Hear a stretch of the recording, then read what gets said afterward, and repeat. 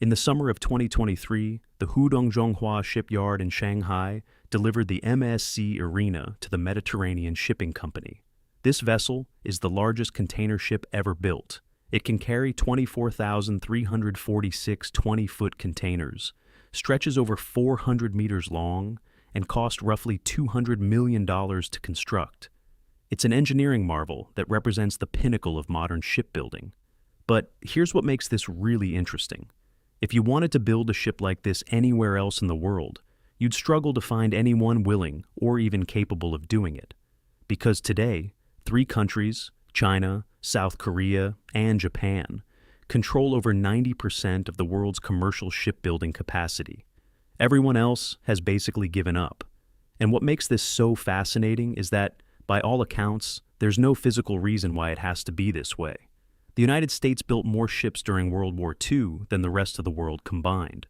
Europe dominated shipbuilding for centuries. But today, if you want a container ship, a tanker, or a bulk carrier, you're almost certainly buying it from Asia. So, how did we get here? And more importantly, why doesn't anyone else even bother trying anymore? To understand this, you first have to throw out the obvious assumption. If you ask most people why China, Japan, and South Korea dominate shipbuilding, they'll probably say something about cheap labor. After all, ships are one of the easiest products to transport globally. So, it makes sense to build them where workers are cheapest, right? Well, not exactly. Labor costs are actually a tiny fraction of the total cost of building a ship. According to an OECD analysis, an ultra-large container ship built at a yard like Samsung Heavy Industries sells for around $150 to $200 million. Out of that massive price tag, only about $10 million goes to paying the actual workers who assemble the vessel. The real costs are almost entirely in the mechanical components, the sheer volume of steel, and the time these ships spend sitting in the yard. In many cases, these input costs are actually more expensive in China, Japan, and South Korea than they would be elsewhere. So if it's not about cheap labor, then what is it? The answer is efficiency, scale, and strategic government support. These 3 countries didn't win the shipbuilding race because they were cheaper. They won because they were better. And once they got better, they created a system so efficient that nobody else can compete. But there's a second part to this story, and that's understanding how the shipbuilding titans of the past lost their dominance in the first place. At the end of the 19th century, there was one country that dominated shipbuilding, the United Kingdom. The British Empire controlled the seas, and British shipyards built the largest naval and merchant fleets the world had ever seen. Other European powers slowly caught up as they built their own empires and geared up for what would become the First World War. After that war ended, the UK and Europe continued to dominate shipbuilding. International trade between Europe and North America was booming, which kicked off a merchant shipbuilding spree. Navies were still suspicious of each other, and countries were already preparing for the inevitable sequel. During this time, major powers actually agreed to limit the size of their naval ships through the Washington and London naval treaties. The hope was that this would prevent a costly arms race. As you can probably guess, with the benefit of hindsight, this didn't work. Countries just built more smaller ships that fell outside the treaty limits. But by World War II, none of that mattered anymore. Because for the next 5 years, global shipbuilding would be dominated by one country and one country only, the United States. Between 1941 and 1945, American shipyards built more ships than every other country on the planet combined, 6 times over. They were launching a new ship every single day. These weren't just battleships and aircraft carriers. Most were supply vessels designed to carry provisions across the ocean and feed the war effort. The American logistics machine was so massive that they even deployed specialty refrigeration ships to the Pacific with the sole purpose of making ice cream for troops fighting in tropical heat. As the legend goes, when a Japanese general struggling to feed his starving forces found out about these ice cream ships, he knew the war was over. But this created a massive problem: oversupply. After the war ended, American shipbuilding stopped almost overnight. And this didn't actually make much sense. Sure, they didn't need to maintain such a large navy anymore, but international trade was starting to boom. The Bretton Woods financial system had locked in currency exchange rates, making it easier to do business across borders. But American shipping companies had a choice. They could buy one of the thousands of surplus Liberty ships the Navy was dumping on the market for cheap, or they could commission a brand new ship for 10 times the price. Unsurprisingly, U.S. shipyards didn't have many customers, so most of them just shut down. On the other side of the Pacific, though, the story was completely different. To support their war effort, Japan had developed the skills to build some of the world's most advanced ships. And after the war, the American occupation actually encouraged them to keep building. The U.S. wanted to prevent the spread of communism in Asia, and they saw Japan as a strategic ally. By encouraging Japan's shipping industry, the Americans created jobs for workers who might otherwise be tempted by ideas like seizing the means of production.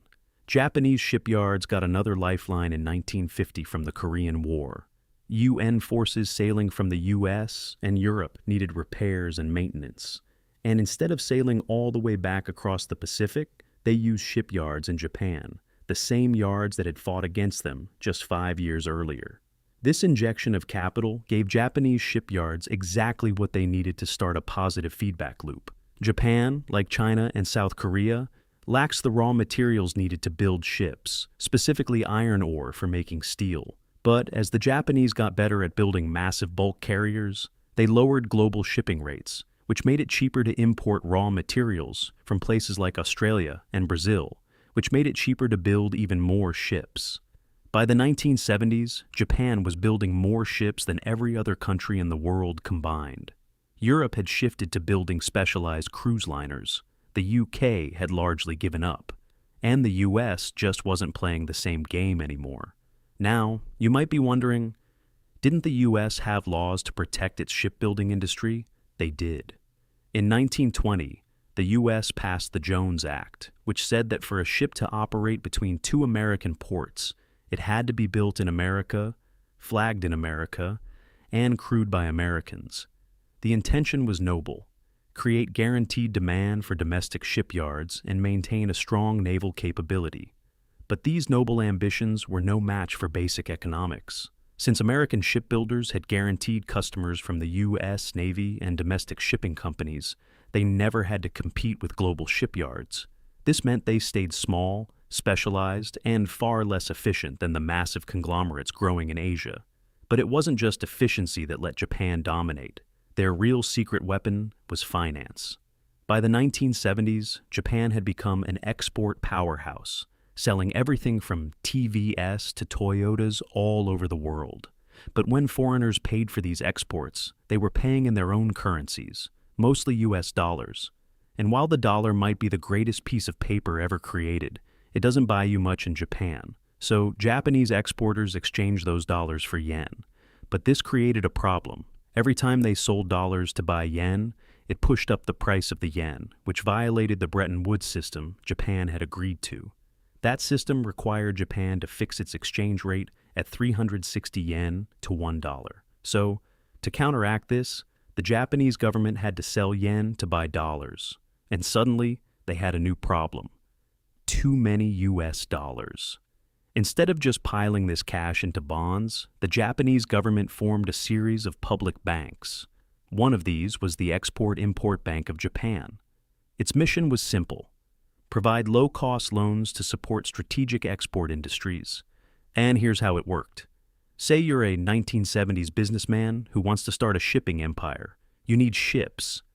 If you go to European shipyards, you have to pay up front in cash before they even start building. If you don't have that kind of money, you can take out a loan from a regular bank, but they'll want a huge down payment and proof you can pay them back, even if the ship never sails. But if you go to Japan, the government-run Export-Import Bank will help you out. They take some of those stockpiled US dollars and lend them to you at incredibly low interest rates. Suddenly, you can buy your first ship with much less money down. To make the deal even sweeter, the bank also offered refund guarantees. If you pay for a ship and the builder goes out of business before delivering it, you're, as they say in the industry, ship out of luck. But with a refund guarantee from the Japanese government, banks were willing to finance projects they'd normally reject. In 1999, the Export-Import Bank merged with another agency to form the Japan Bank for International Cooperation. But its mission stayed the same: Today it finances not just ships, but also satellites, ports, railways, and nuclear generators. And this model has become the industry standard. For a country to sell ships, it needs a government bank willing to underwrite them. To have a government bank willing to do that, it needs massive foreign exchange reserves. And to get those reserves, it needs to be a major export power. When you add requirements like ocean access, political stability, and industrial capacity, it's not surprising that only 3 countries check all these boxes. And it's not surprising they're all right next to each other. But wait, what about Germany? They technically check all these boxes. So why don't they have a massive shipbuilding industry? Well, they actually do. Germany makes just as much money from shipbuilding as South Korea. The difference is they focus on the parts of the ship that actually make money. Companies like MAN Diesel and Turbo, MTU, and Caterpillar build marine engines that cost up to $50 million each. That's almost a quarter of the final cost of a mega freighter, but it requires only a fraction of the raw materials. Perhaps the clearest example is a company called MMG. All they do is make propellers. About 110 tons of copper, aluminum, nickel, and magnesium are melted into a bronze alloy and shaped into a propeller. The raw materials cost about 1.2 million euros. But once their skilled technicians finish, they sell each propeller for over 3 million euros. That's a markup of over 100%. Compare that to the shipyards themselves. According to available financials, about 80% of the value of a finished container ship comes from component parts. Another 10% goes to labor. That leaves only 10% for the yards to cover overheads and turn a profit. The margins are razor thin, but that's both a blessing and a curse, because those thin margins make it incredibly difficult for new competitors to enter the market. The fact that the industry has become so consolidated means these yards can fill order books decades in advance and build multiples of the same ship class over and over, cutting design costs and creating a competitive moat of pure economies of scale. For everyone else, it's just easier to buy from these 3 countries. And here's the thing. Most countries don't actually want to compete. The ability to build ships is a strategic military advantage, sure, but countries like Germany have small navies meant to complement NATO operations, not project power globally. And if a global conflict broke out that made it impossible to buy ships from Asia, we probably wouldn't be sailing container ships around anyway. In America, strategic shipbuilding still exists, but there's really only one client, the Department of Defense. A single Gerald R. Ford-class aircraft carrier costs $13 billion. Even though it's only slightly smaller than a mega container ship, it's worth 65 times more. And it comes with lucrative ongoing maintenance contracts with zero global competition, because obviously the U.S. Navy isn't letting a Chinese dry dock repair a carrier's nuclear reactors. Within the last 5 years, China, Japan, and South Korea have produced the largest container ships the world has ever seen. But all those ships combined are still only worth as much as one American aircraft carrier. In Europe, the decision was similar. They're still building ships, just at far lower volumes and far higher quality. European yards build naval vessels, submarines, and super yachts. When Jeff Bezos commissioned his super yacht Kourou, it was built in the Netherlands. At only 127 meters long, it's less than a 50th the size of ultra-large container ships.